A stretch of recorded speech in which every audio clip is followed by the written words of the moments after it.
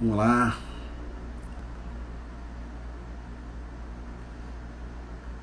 Vamos iniciando mais uma live. Boa noite.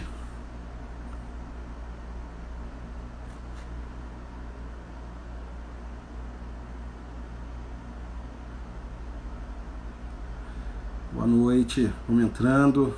Mais uma live começando. Sandro, para a gente iniciar. William, tudo bom? Seja bem-vindo. Márcia. Márcio. Sejam Olá, bem-vindos. Alberto. Fala, meu amigo Evandro. Olá, Roberto. Boa noite. Boa noite aí, Boa amigos. noite. Chegamos, hein? Tudo bom, meu amigo? Tudo bem, cara? Tudo bem. Prazer estar aqui contigo. Ricardo entrando também, Paulo. Como é que tá Atibaia? Terra maravilhosa. Olha, rapaz, Atibaia está um clima maravilhoso. Fez um sol de rachar pela manhã e à noite agora caiu a temperatura. E, enfim, a gente fez até, vamos fazer até uma fogueira 10 horas da noite aí para Maravilha. aquecer um pouquinho. Isso aí. Bom, eu tô no Rio, eu venho aqui para passar a Páscoa com a família, tô no Rio de Janeiro. Ah, Mudou até legal. o cenário aí, tô no quarto da minha irmã. Estamos aqui no Ah, Rio de legal. Janeiro, curtindo a família. Maravilhoso. Ó, tem uns São Paulino aí assistindo a gente, viu? Deve ter São Tem. Paulino, corintiano, santista, palmeirense. Sejam bem-vindos aí. Bem-vindo a todos. Vamos entrando aí, vamos começar. Já vamos iniciar porque a live ela é curta, né? Então, deu 8 horas agora, a gente só tem uma hora de conversa, então a gente vai iniciar. Vou iniciar com uma breve oração. Senhor, nós te agradecemos, Pai, por mais esse dia. Obrigado, Senhor, porque o Senhor tem nos abençoado, Pai. Muito obrigado por tudo que o Senhor tem feito por nós. Pai, nós te agradecemos por esse dia, Senhor, que os cristãos comemoram, Senhor. Ô, Pai de amor, o presente que o Senhor nos deu, que foi teu filho amado vir ao mundo, Senhor, para morrer, Senhor, entregar, Senhor, sua vida por nós, para que a gente pudesse ter vida, ó Pai. Mas a nossa esperança é que no terceiro dia ele ressuscitou e ele hoje está vivo à destra do Pai. Muito obrigado por esse presente maravilhoso, Pai. Estamos aqui hoje, Senhor, como instrumento teu. Nos use, Senhor, como teu instrumento, Pai, para que as pessoas que ouvirem, Senhor, essa transmissão, essa live, possam ser impactadas pela tua palavra, Pai. Nós te agradecemos. Em nome e por amor do seu Filho amado Jesus. Amém, Senhor. Amém. Amém. Amém. Bom, vamos lá.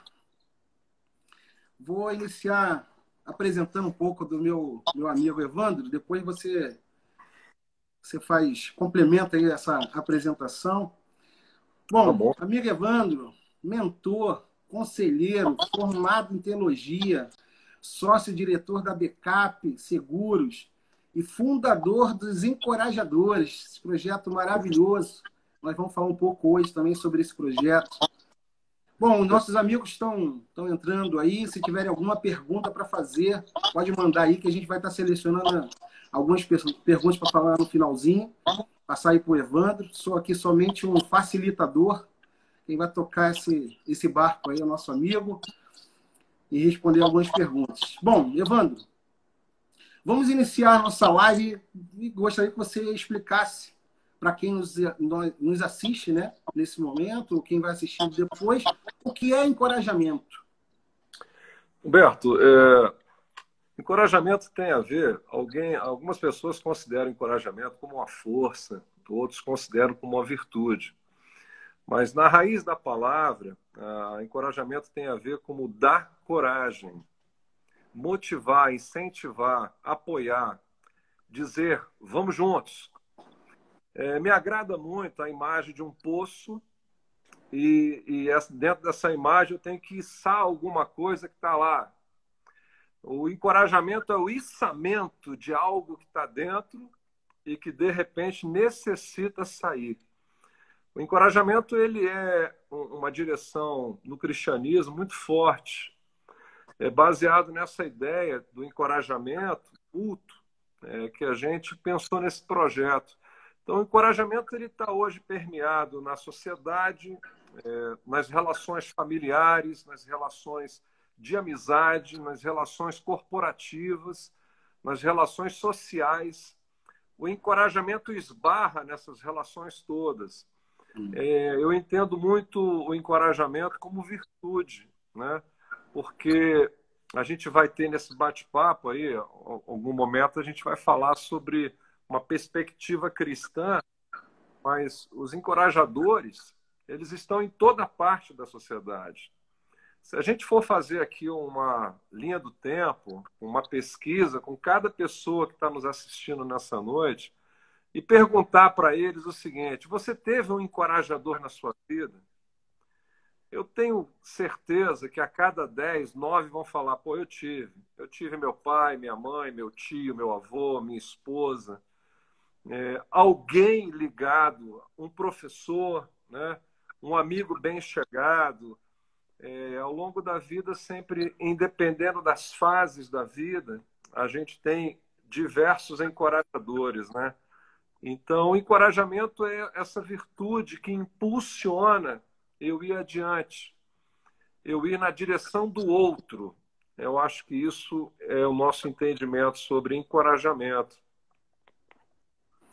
Amém.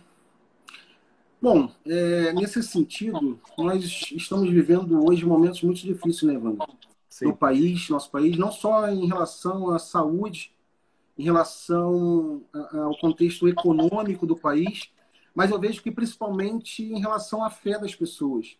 As pessoas estão ficando sem esperança. E em relação à esperança ao futuro, realmente, né, a gente tem visto que as pessoas estão perdendo um pouco da esperança. Qual a importância do encorajamento nesses dias atuais? A gente precisa entender o contexto que a gente está vivendo, né? Nós vivemos um tempo muito difícil de pandemia. A pandemia trouxe fatos novos e fatos que vieram também já existentes, como ansiedade, depressão. Nós somos um Brasil, um país ansioso, estamos ali no topo da lista mundial. Nós somos um país extremamente ansioso. Ou seja, a pandemia veio revelar essas fragilidades, né?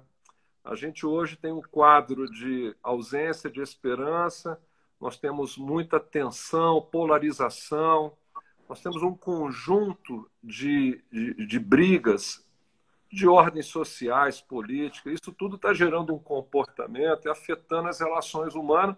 O que os especialistas dizem é saúde mental, né?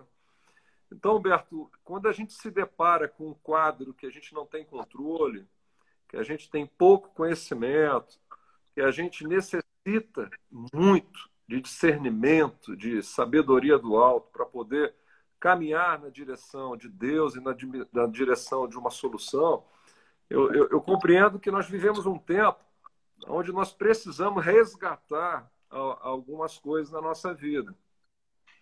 Como, por exemplo, nós aprendemos muito nessa pandemia sobre solidariedade.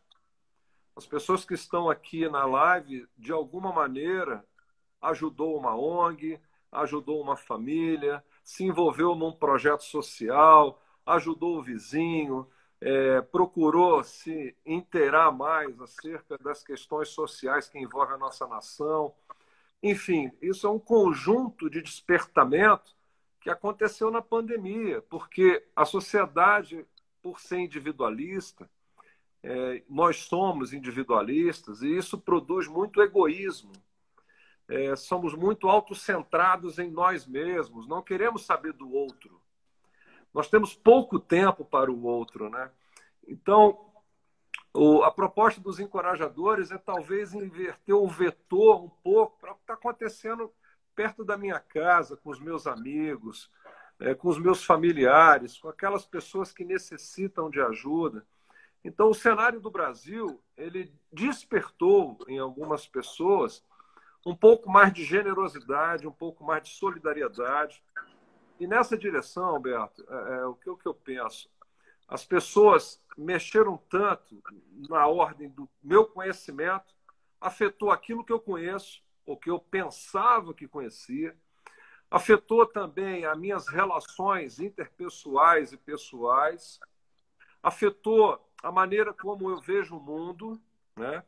Afetou o trabalho, a família, as relações de amizade, como o trabalho vai acontecer. Houve uma mudança significativa com a ajuda da tecnologia.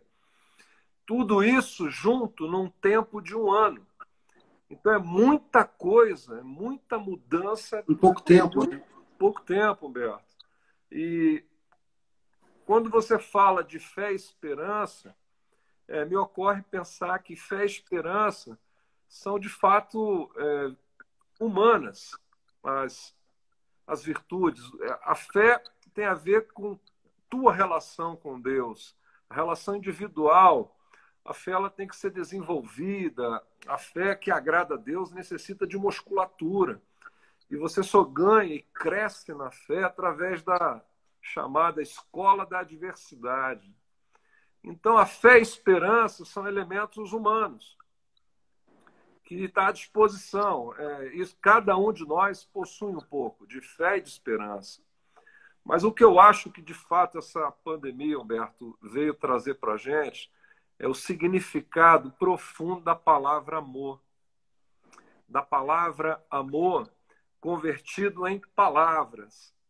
O que eu penso, Humberto, é que o amor ele é o maior de todos os dons. O amor é divino. Eu, por mim mesmo, não tenho capacidade de amar. Eu tenho essa capacidade de amar porque fui amado e fui alcançado pelo amor. E como o amor é divino, e a gente está numa sexta-feira santa, eu até queria parabenizar aí, Humberto, não sei quem foi que deu a ideia, não sei se foi sua esposa, mas é um dia muito especial. Por que é especial a sexta-feira santa? Porque o amor se revelou, ele visitou a humanidade. Jesus Cristo é o amor.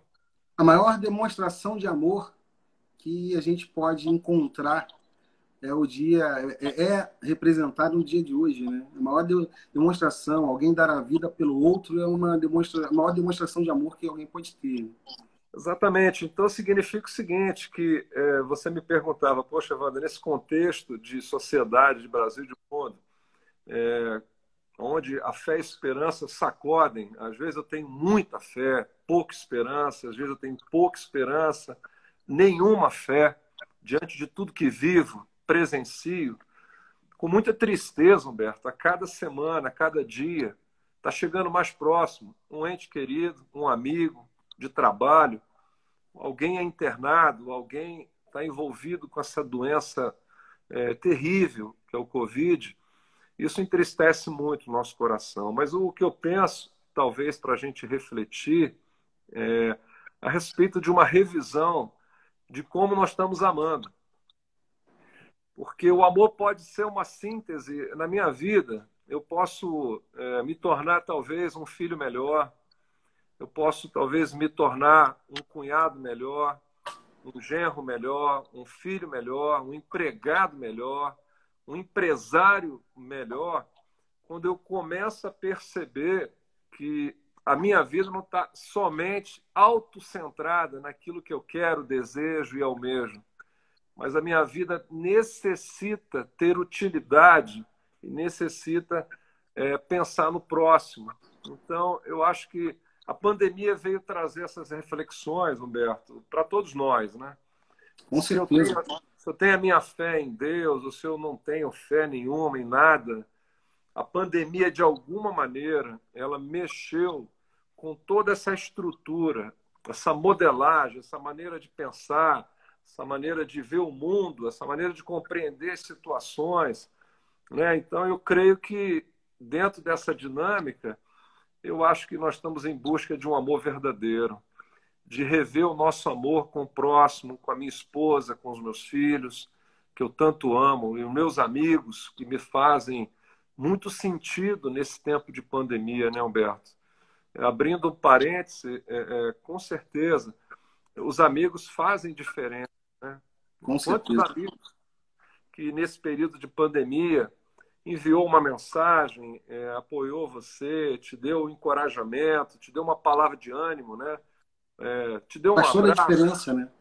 Isso tudo fez muita diferença, né? Então, eu acho que é isso, Humberto. Nós estamos caminhando nessa direção de humanizar as relações, de deixar de pensar só em mim mesmo, e talvez considerar mais o outro na minha vida e essa percepção do amor como um todo, né?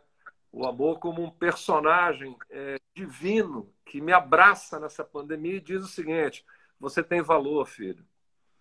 E E não, talvez seja isso. eu acho que Talvez. após essa pandemia não tem como alguém passar indiferente a tudo que aconteceu e está acontecendo, né? Nós vemos que as pessoas precisam ter um entendimento, né? Como você falou, a coisa tem que aflorar, o sentimento realmente de amor mudar um com o outro, né? A empatia, a misericórdia, né? Isso deve ser algo que nós devemos perseguir após essa pandemia, e esse ano, esse tempo de pandemia, que seja um divisor de águas, né? Aqueles que não pensavam nisso, não pensavam no próximo, não agiam com empatia, que a partir de agora tem uma outra visão, né? Eu penso que dentro dessa realidade nova, que nós vamos caminhar nessa direção de um mundo híbrido, de um mundo alterado, né? Onde o medo ganhou espaço, a ansiedade ganhou espaço, a incerteza ela é uma visitante constante, a gente possa considerar a minha relação numa perspectiva de mais ternura, mais fraternidade, mais solidariedade, mais generosidade, mais na direção do outro. Eu acho que isso são Amém. vetores do amor. São Amém. vetores do amor. Né? Amém. Bom, vamos para a próxima pergunta. Aproveitando que hoje, né, nós temos um dia especial para os cristãos, você poderia citar alguns casos bíblicos de encorajamento? Cara, tem a Bíblia é um livro fantástico, né? A Bíblia é um livro de grandes histórias, grandes conflitos humanos. Se a gente fosse assim considerar as Escrituras, quem está nos assistindo e conhece um pouco, né? E conhece muito, as Escrituras é o retrato da vida. A Bíblia é uma grande história da vida humana. Nela a gente consegue ver amor, perdão, tramas, traições. A gente vê solidariedade, generosidade. A gente vê também fé, perdão, compaixão. Isso tudo é ingrediente da vida humana, né? E o encorajamento ele surge nas escrituras de ponta a ponta. Eu separei aqui um personagem bíblico que me inspirou muito na direção da fundação, da criação dos encorajadores, que é o nosso querido Barnabé. Barnabé foi um cara incrível, incrível, incrível. Eu amo demais Barnabé. Né? Barnabé é um modelo de encorajador. Aliás, o nome dele foi alterado de José para Barnabé pelos apóstolos, né, Humberto? Está lá registrado em Atos, capítulo 4, verso 36. O nome dele era José. Então, o texto bíblico fala da seguinte maneira: um levita de Chipre era um cara de adoração, a quem os apóstolos deram o nome de Barnabé, que significa encorajador.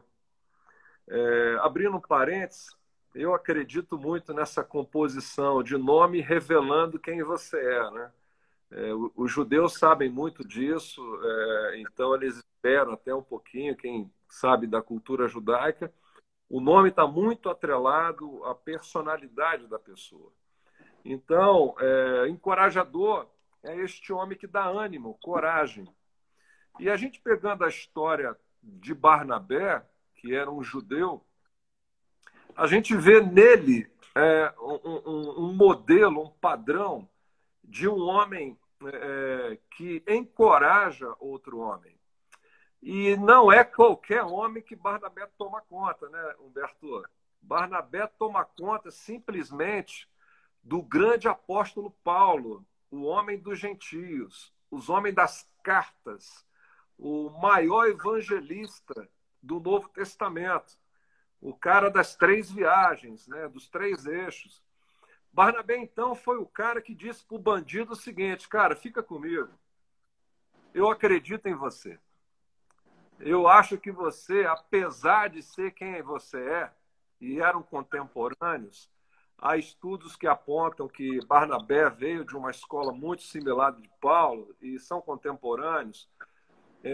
Barnabé acreditou num cara que ninguém acreditava. Isso, para mim, é Pela fantástico. história que ele tinha, né? Na história... Você imagina, gente, na boa, quem está me assistindo aqui, vamos fazer, fazer uma transcrição. Você, de repente, aparece um assassino, um cara violento, um cara conhecido e com fama de mal, um cara que fez atrocidades, matou gente, perseguiu pessoas, e um dia este homem tem um encontro na estrada de Damasco com Jesus, e esse homem vira, de repente, e se transforma num grande homem de fé. Mas ele ainda era Saulo, ele não era Paulo. E Atos dos Apóstolos, você for analisar todos os primeiros capítulos, começa a menção falando de Barnabé e Paulo. Significa que Barnabé estava mentoreando Paulo. Essa ordem é invertida em dado momento do livro de Atos dos Apóstolos, que passa a se chamar de Saulo, Paulo e Barnabé. Há uma mudança no tempo, e a gente não sabe, mas, cara, com certeza, o encorajador Barnabé teve uma grande parcela. Foi pessoa-chave na construção e na chegada de Paulo na comunidade cristã. Paulo era um cara que todo mundo tinha dúvida, né, Humberto? Tinha medo, né? Na verdade, tinha um Tinha medo porque medo e ele tinha... matava quem Pô, ele agora estava dizendo que defendia, né? exatamente, mas a turma deve estar pensando, pô, calma aí, esse cara matou um monte de judeu, matou um monte de cristão, esse cara está aqui na reunião de oração, está na reunião de liderança, esse cara vai acabar com a gente. O pensamento natural de qualquer um, né? Esse cara não pode estar aqui com a gente. Mas teve um homem, uma pessoa que acreditou e falou o seguinte: deixa ele comigo, deixa que eu fico com ele. Eu vejo além do que vocês estão vendo. Este homem, o encorajador, percebeu o valor que ninguém percebeu. Então, os encorajadores têm a capacidade de ter leituras não convencionais.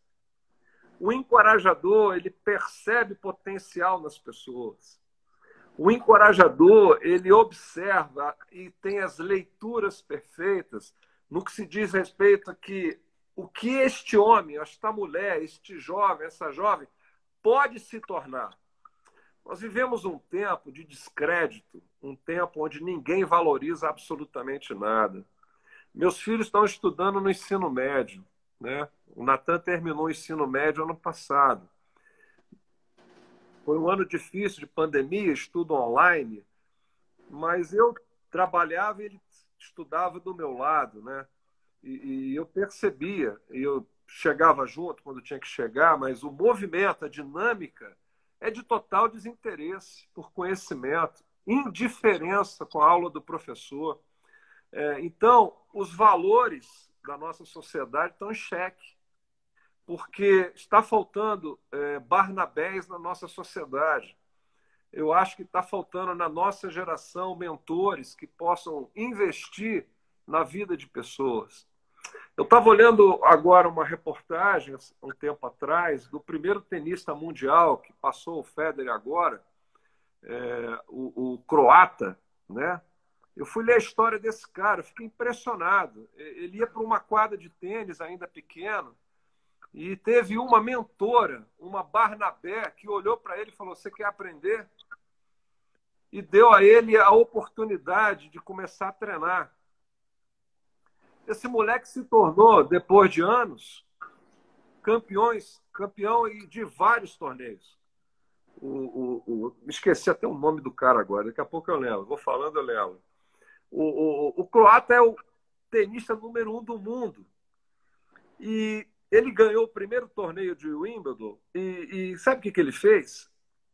Ele foi na casa da professora agradecer por tudo que ela tinha feito na vida dele. Significa o seguinte, que até um campeão de tênis teve seu encorajador. E isso não é diferente na nossa trajetória, Humberto.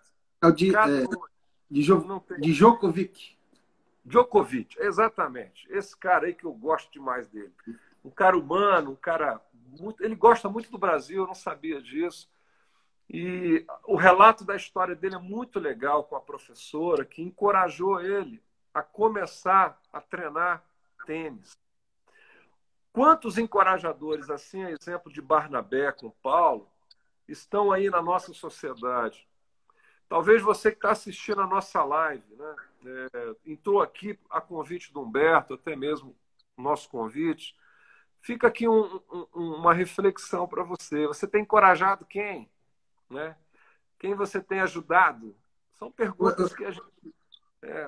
Eu vou aproveitar que você entrou nessa linha, eu vou fazer essa pergunta. Qual é a importância do encorajamento nesses dias atuais? Qual é a importância real de ter um encorajador, de ter alguém que encoraje as pessoas nesses dias atuais? Humberto, o que acontece é o seguinte, a sociedade presente ela tem uma grave crise de valores. Né? Nós estamos em xeque com um monte de valores. Né?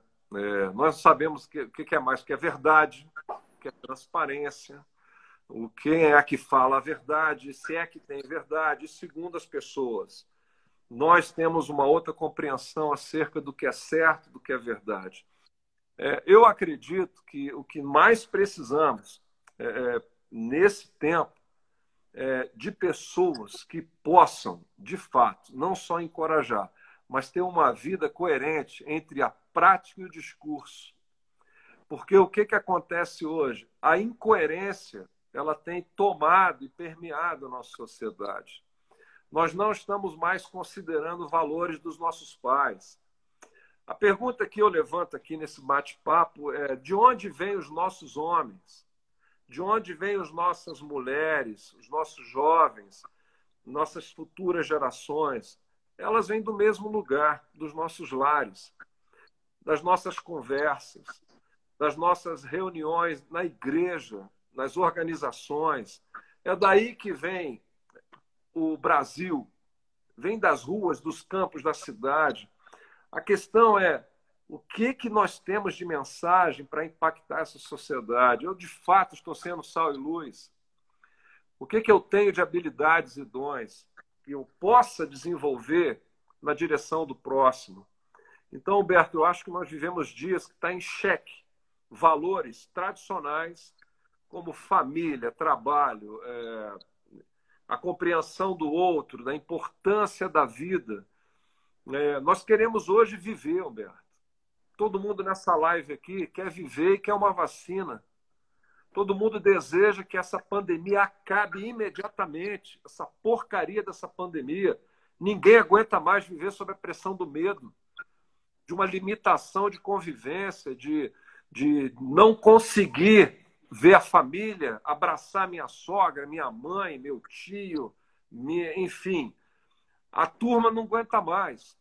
Agora, nós precisamos, depois disso tudo, rever a nossa agenda de prioridades e o que eu posso fazer pela sociedade. Contribuir, né? Cada um de nós pode contribuir com essa sociedade, que às vezes a gente reclama tanto dos governos, mas quando a gente olha para nós, né, o que nós estamos fazendo realmente para contribuir com essa sociedade? O que nós estamos ajudando para que ela seja melhor, né?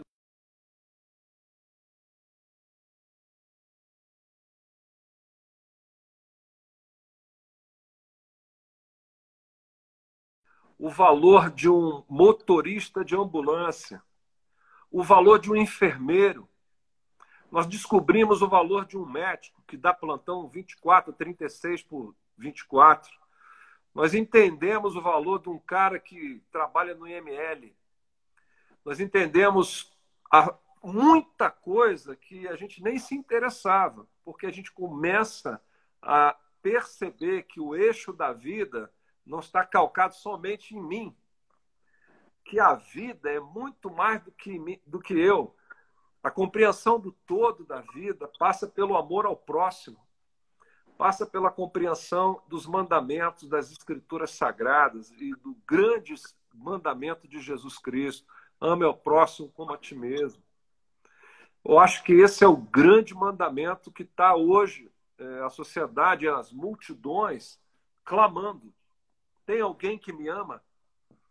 Então eu acho que essa voz do encorajador, assim como Barnabé, como a treinadora de tênis, e talvez vários outros que tem na Bíblia, e você perguntou, poxa, mas Evandro, tem muito, tem. O encorajamento acontece na Bíblia como um todo, eu falei aqui. Deus encoraja diretamente as pessoas através da inspiração da palavra e ação do Espírito Santo. E Deus usa pessoas para encorajar outras pessoas. O caso de Deus e Josué foi um caso direto. Deus falando com Josué. Josué 1,9, ser forte e corajoso, não temas. Esse versículo é o versículo do meu filho Natan, que gosta muito, eu também gosto dele. Josué 1,9 é um recado direto da parte de Deus para um homem. E um homem que tinha sido mentoriado por um outro grande homem, que foi Moisés. Então aqui a gente tem Deus encorajando Josué, mas teve a vida inteira Moisés encorajando Josué. Então, a exemplo desses casos bíblicos, a gente tira alguns ensinamentos, né, Humberto? Que é essa capacidade geradora de recursos que nós temos como ser humano.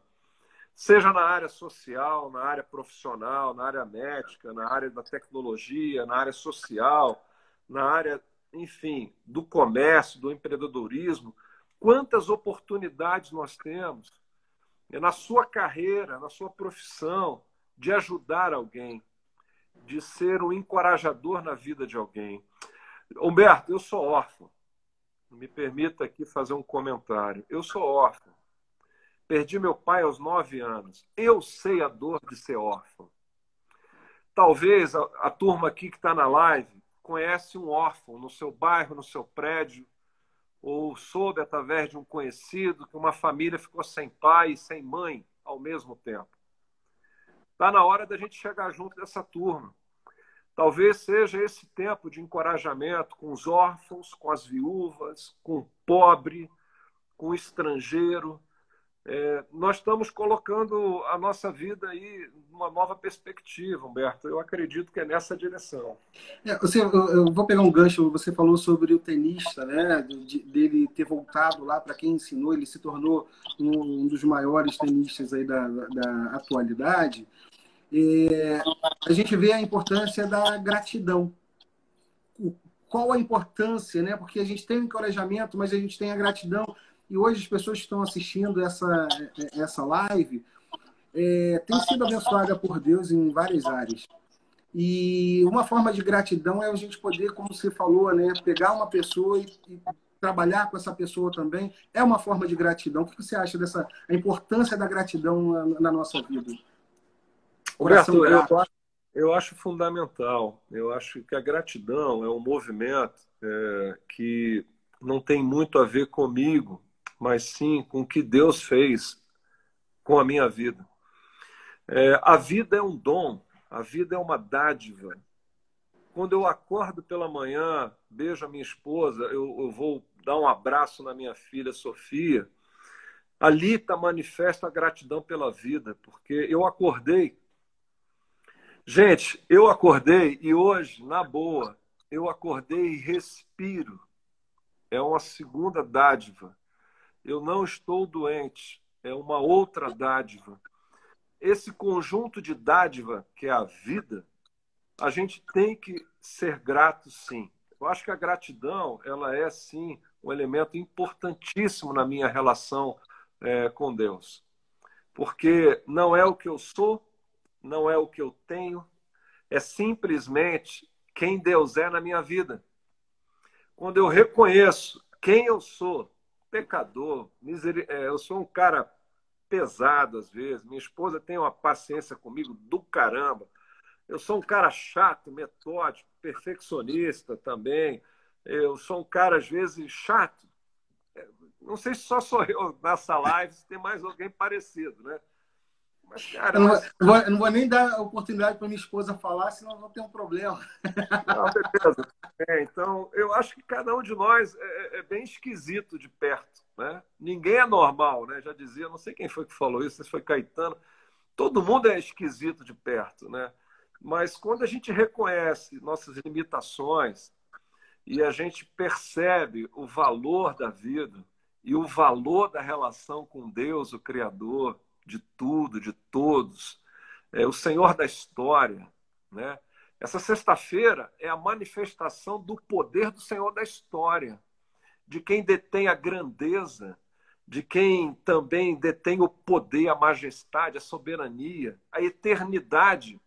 A eternidade tocou a humanidade. Isso é um negócio complicado de entender, mas quando a eternidade toca a humanidade, as pessoas são transformadas. Então, Humberto, gratidão é um gesto de quem ama Deus. Amém. Quem ama o próximo é grato. Quem ama a Amém. sua família é grato. Quem ama sua mãe, seu pai, seu filho, tem gratidão no coração. Amém. Eu acho que é isso, né? Vamos lá, vamos para o próximo.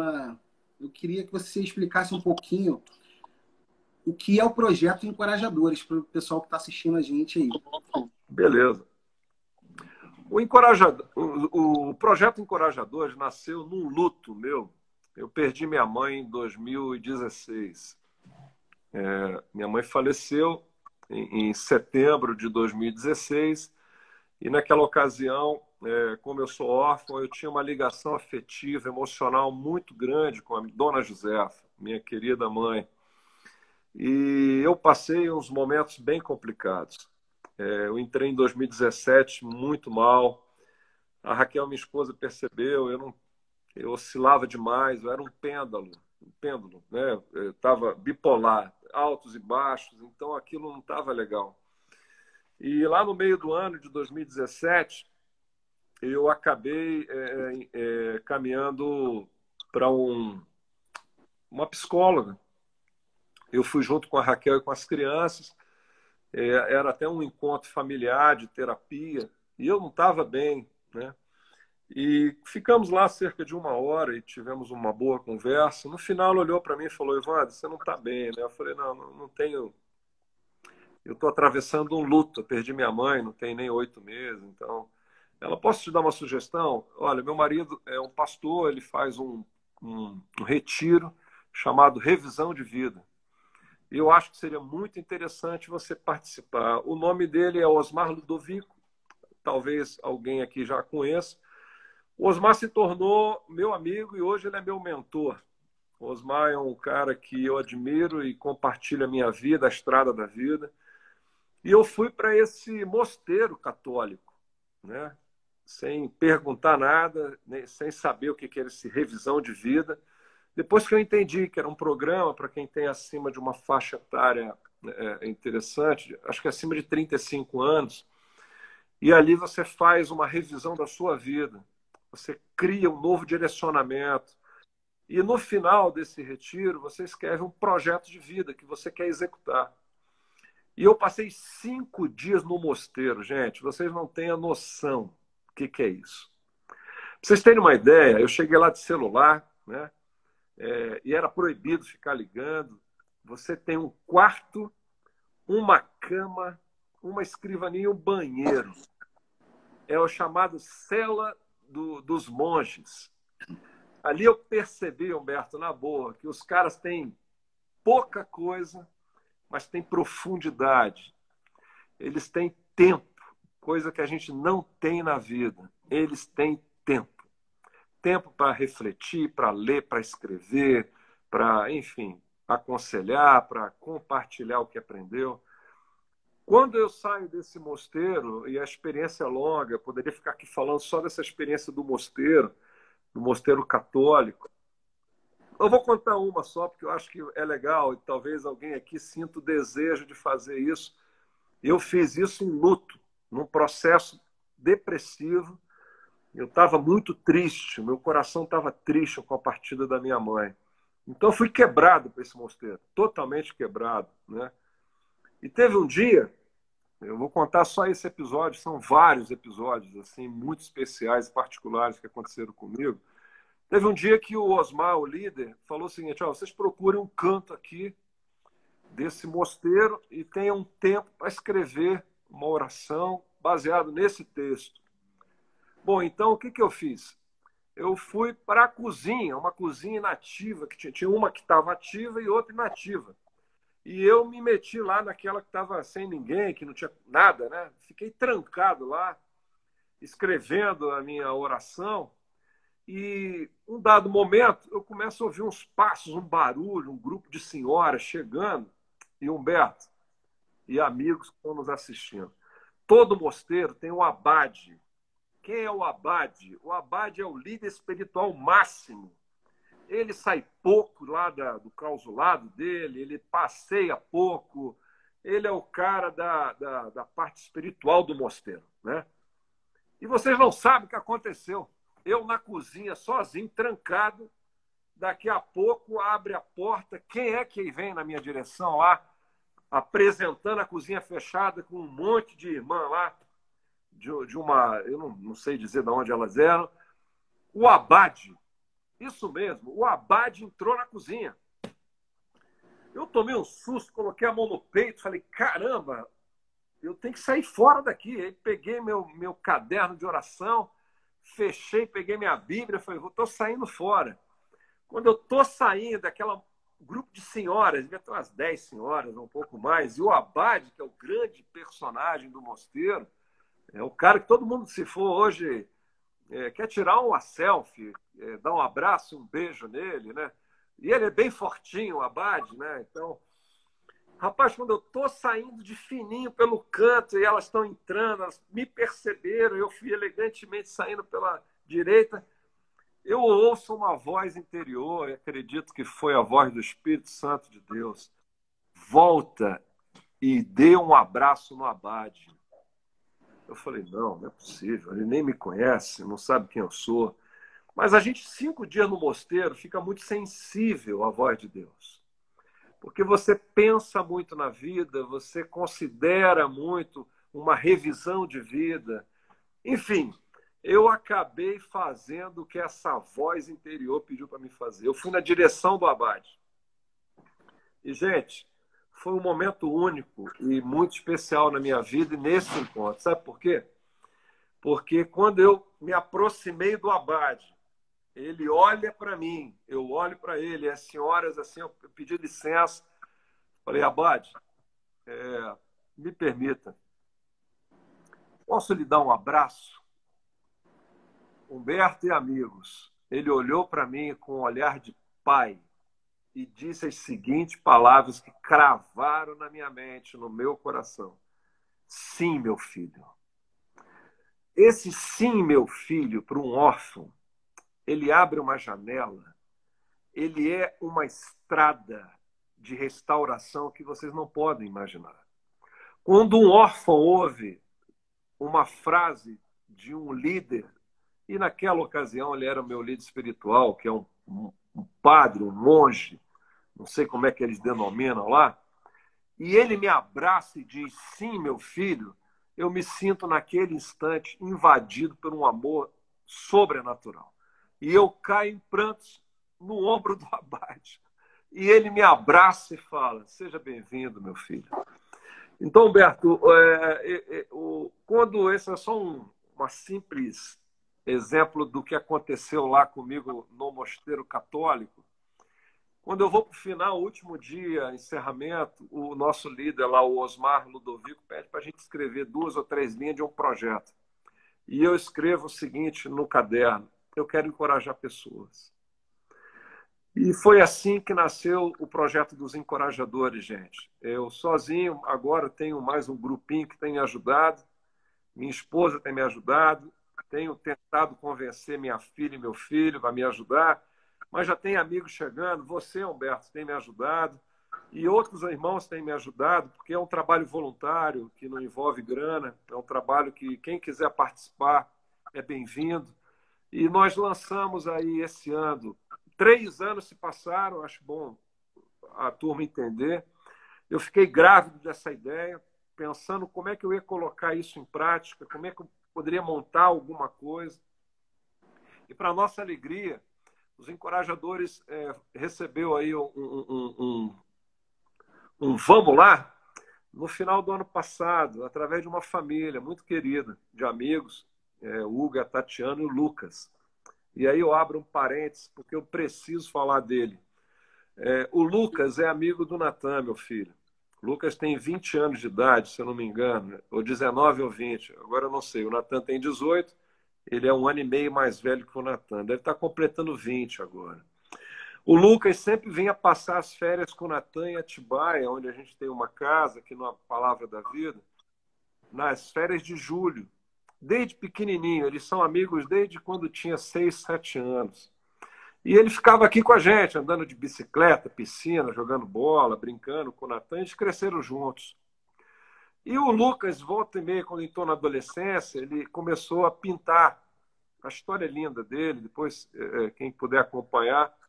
Ele começa a pintar, e o Natan foi o encorajador do Lucas, junto com a minha esposa, que deu canetinha, caderno, e o Lucas foi embora. O Lucas se tornou um artista plástico hoje, publicou um livro em Nova York. O garoto é sensacional. E ele vinha aqui em casa, e no churrasco, no jantar, ele sempre falava de um sonho que ele tinha. Eu falava, mas aí, Lucas, qual é o teu sonho? E ele falava a mesma coisa. Eu quero desenhar um tênis para Adidas. Eu falei, caramba, Adidas ou a Nike? Eu falei, isso aqui é pouca coisa, hein, Lucas? Caramba, eu logo desenhar, fazer um tênis bacana para Adidas ou para Nike. Bom, ano passado ele veio de novo passar uns dias com a gente. E aí, em um dado momento, a conversa rolou de novo. Eu falei, Lucas, aquele sonho está de pé? Sim, tio, está de pé. Meu sonho da minha vida é fazer alguma coisa com a Adidas ou com a Nike. Eu falei, quer saber de uma coisa? Cara, eu vou te ajudar. Do nada, eu senti assim um impulso na direção do Lucas. É o que eu chamo da chama do encorajamento. Vou ajudar esse moleque. Pede para o teu pai me ligar, vamos fazer uma apresentação corporativa, falando da tua história, da tua trajetória, da obra que você fez, o que Deus fez na sua vida. Resumo, em 20 dias estava tudo pronto. Agora vamos escalar a Adidas, porque a Nike tinha sido fechada a operação no Brasil, passou para Centauro, enfim, a Adidas tem sede aqui, em Alphaville. Resumo, fizemos uma apresentação corporativa, falei, vou escalar a CEO da Adidas. E, resumo, a CEO da Adidas nem deu atenção por hora através da abordagem nossa via LinkedIn. Não funcionou. Aí, Albertão, falei com a família, olha, está muito na emoção, na razão, está com pouco coração. Vamos orar. Vamos convidar o Senhor da história para entrar nesse negócio. E aí foi que a gente começou a orar. E aí me veio uma ideia de acionar um amigo meu, Marcelo, no Rio de Janeiro, que é diretor de uma empresa de eventos. Eu liguei para o Marcelo, falei, Marcelo, você conhece alguém na Adidas? Ele falou, cara, eu conheço o Cristiano. Cristiano é o diretor de marketing, ele cuida do Flamengo. Toma aí o telefone dele, fale meu nome. Humberto, eu nem sabia quem era o Cristiano. Você imagina falar com uma pessoa que você nunca falou na sua vida. Mas eu estava muito focado em ajudar o Lucas, né? Tomei a liberdade, enviei a apresentação corporativa do... Fizemos uma bela... O Hugo, o pai do Lucas, é um artista. Fizemos uma bela apresentação e mandamos para o Cristiano. E aí, 20 dias também, ou 19, por aí, eu não me lembro ao certo, nada de notícia do Cristiano. Eu falei, cara, o Senhor, tem misericórdia, como é que eu vou sair dessa agora? O Lucas está confiando em mim, ele é um jovem, eu quero ajudá-lo, por favor. Toca o coração dessa turma da Adidas aí, me ajuda, porque eu vou ficar tão sem graça. É um dos melhores amigos do meu filho, o Lucas. Como é que nós precisamos chegar na Adidas? Deus, me ajuda. Olha, passou uns 5 dias, Humberto, e amigos que estão nos assistindo. Explode na tela do meu celular. Olá, Evandro, aqui é o Cris. Eu olhei assim e falei, não acredito. Aí eu parei, eu estava no computador, né? Eu falei, olá, Cris, tudo bem? Coisa de botafoguense carioca, né? Já cheio de intimidade.